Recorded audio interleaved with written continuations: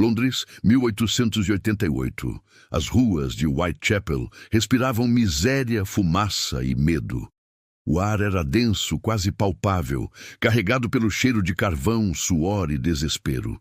As vielas estreitas, iluminadas por lampiões trêmulos, escondiam histórias que a cidade jamais quis contar. Foi ali, entre becos enlameados e cortiços infestados de fome e doenças, que um dos maiores mistérios da humanidade tomou forma. O surgimento do homem que o mundo conheceria como Jack, o Estripador. Ninguém sabia quem ele era, mas todos sabiam do que ele era capaz. As vítimas eram mulheres pobres, muitas delas prostitutas que lutavam por algumas moedas para sobreviver. O primeiro corpo foi encontrado em 31 de agosto de 1888. Mary Ann Nichols, conhecida pelos amigos como Polly, foi encontrada sem vida em Bucks Row. Sua garganta havia sido cortada e seu corpo mutilado com precisão quase cirúrgica. A brutalidade do crime chocou até mesmo os policiais acostumados às piores cenas do East End. Mas ninguém imaginava que aquele era apenas o início. Poucos dias depois, outra mulher, Annie Chapman, foi encontrada morta em circunstâncias semelhantes. O assassino parecia agir com um padrão, uma assinatura cruel. Ele atacava de madrugada, preferencialmente em becos escuros, cortava a garganta das vítimas e mutilava partes do corpo com frieza e precisão. Em uma época sem câmeras, sem DNA e com uma polícia despreparada, Jack brincava com o medo da cidade, como um fantasma que ninguém conseguia ver, mas todos sabiam que estava ali. Os jornais londrinos rapidamente perceberam o poder da história. Manchetes sensacionalistas se espalhavam todos os dias. Assassino do East End ataca novamente. Monstro assalta em Whitechapel. O nome Jack the Ripper nasceu de uma carta recebida por uma agência de notícias, supostamente escrita pelo próprio assassino. Nela, o autor zombava da polícia, prometia novos crimes e assinava com o nome que o tornaria imortal: Jack, o Estripador. A carta dizia: "Querido chefe, estou cansado de não receber crédito pelo meu trabalho. O próximo que eu pegar será ainda pior. Atenciosamente, Jack, o Estripador." Essa carta incendiou a cidade. O medo virou pânico.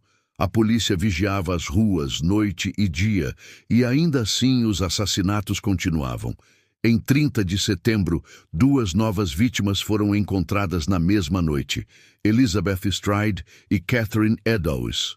O pavor tomou conta de Londres. O assassino parecia jogar com os investigadores, aparecendo e desaparecendo como uma sombra entre os becos. Mas foi o último crime conhecido, o de Mary Jane Kelly, em 9 de novembro de 1888, que selou o terror. Seu corpo foi encontrado em seu quarto, completamente mutilado, numa cena tão brutal que até os policiais mais experientes desmaiaram ao ver. Parecia obra não de um homem, mas de uma força sombria, quase inumana. Depois disso, o silêncio. Nenhuma nova vítima, nenhuma pista real. Jack, o Estripador, simplesmente desapareceu, como se tivesse cumprido sua missão e se apagado nas sombras. Mas as perguntas ficaram. Quem era ele? Ao longo dos anos, surgiram dezenas de teorias. Alguns acreditavam que o assassino era um médico ou cirurgião, pela precisão dos cortes. Outros diziam que era um açougueiro, acostumado a lidar com facas e sangue. Alguns investigadores apontaram suspeitos. Montague John Druitt, um advogado com histórico de instabilidade mental, encontrado morto no Tâmisa logo após o último crime. Aaron Kosminski, um barbeiro polonês que vivia em Whitechapel, considerado esquizofrênico e violento. Walter Sickert, um artista excêntrico que pintava quadros sombrios e tinha estranhas obsessões com as vítimas. E até o príncipe Albert Victor, neto da rainha Vitória, envolvido em teorias conspiratórias que tentavam encobrir um suposto escândalo real. Nenhuma dessas hipóteses, porém, foi confirmada. O mais intrigante é que o caso de Jack, o Estripador, marcou o nascimento da criminologia moderna.